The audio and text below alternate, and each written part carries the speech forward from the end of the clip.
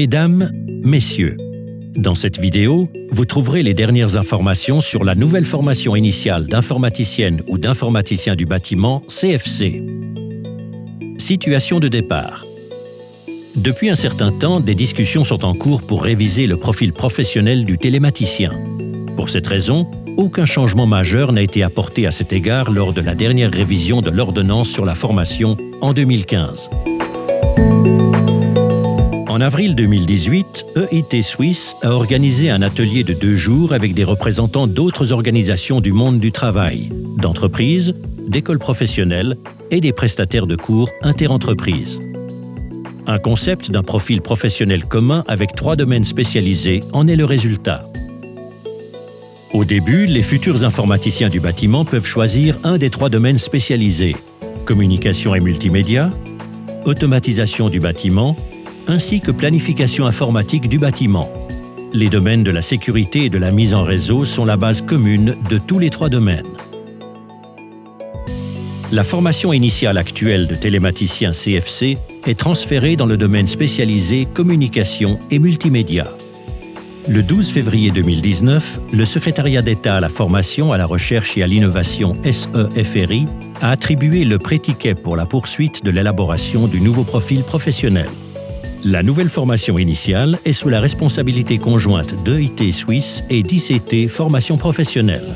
Soutenue par le SEFRI et la Conférence suisse des offices de la formation professionnelle, qui met à disposition un représentant cantonal par région linguistique, 4 groupes de travail élaborent les contenus de la nouvelle formation initiale. Ils sont soutenus par Eva Heinemann en tant qu'accompagnement pédagogique professionnel. Prescription sur la formation. Le 15 juin 2019, le SEFRI a approuvé le profil de qualification. Les travaux ont ainsi pu être planifiés pour le plan de formation à partir d'août 2019. Vous trouverez les documents actuels sur le site web du projet www.informatique-du-bâtiment.ch et sur le site web d'EIT Suisse. Depuis août 2019, les groupes de travail travaillent sur le nouveau plan de formation. Contrairement aux autres professions de la branche électrique, les informaticiennes et informaticiens du bâtiment sont formés de la même manière que les professions d'ICT. Cela signifie que les compétences opérationnelles sont enseignées dans les entreprises comme auparavant, mais que la formation dans les cours interentreprises et les écoles professionnelles est modulaire. Parallèlement au plan de formation, le SEFRI a également élaboré l'ordonnance sur la formation. Elle contient les informations légales sur la formation initiale, telles que le nombre de jours d'école professionnelle, les cours interentreprises, ainsi que les autorisations de former. Vous trouverez les 2 documents sur le site web du projet. Du 20 janvier à fin février 2020, EIT Suisse a mené une consultation sur le plan de formation et l'ordonnance sur la formation auprès de la branche, c'est-à-dire les entreprises, les prestataires de cours interentreprises et les écoles professionnelles. Les résultats ont montré que pratiquement aucun ajustement technique n'est nécessaire. Seule l'annexe 2 exige quelques modifications en matière de sécurité au travail. L'Office fédéral de l'environnement, OFEV, a également suggéré une meilleure intégration des aspects environnementaux dans la formation initiale. Cette question a déjà été prise en compte lors de la dernière séance de mise à jour du 12 mars 2020. En même temps que la consultation, le SEFRI a procédé à la consultation des offices et a ordonné un contrôle de cohérence linguistique. L'ordonnance sur la formation est fondamentalement sur la bonne voie, car elle ne nécessite que quelques ajustements. Introduction de la nouvelle formation initiale.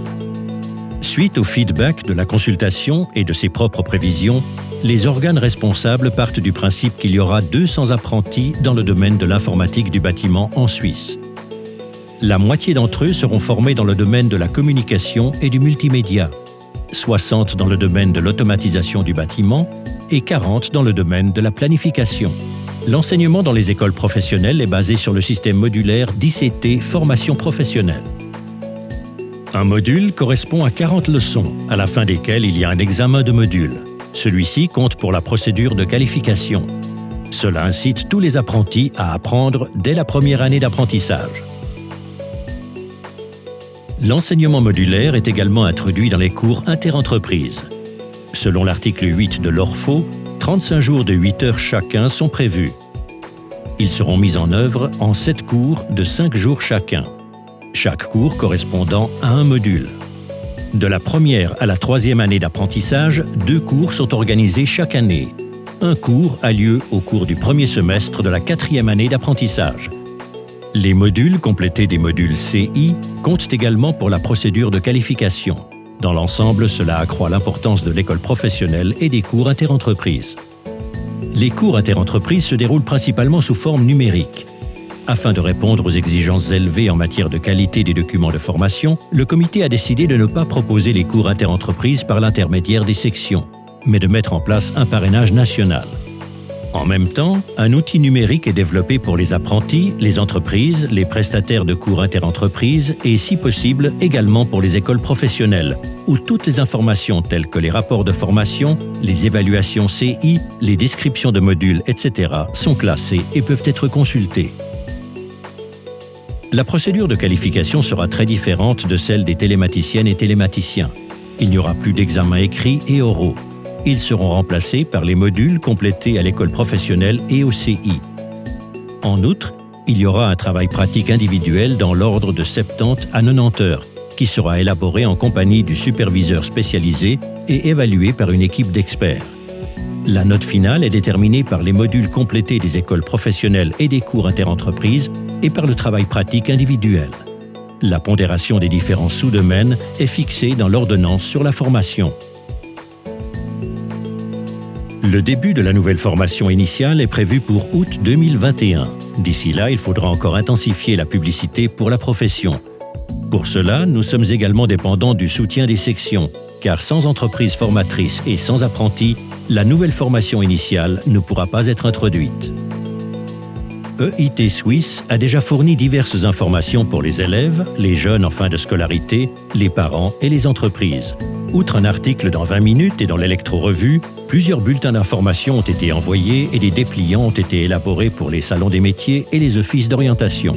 La publicité pour la profession sera encore intensifiée lors des Swiss Skills en septembre.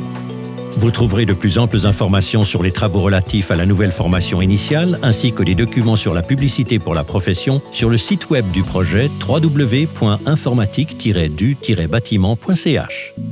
Vous pouvez adresser vos questions à gi@eitsuisse.ch ou directement au responsable du projet, Daniel Schlienger, à daniel.schlienger@eitsuisse.ch.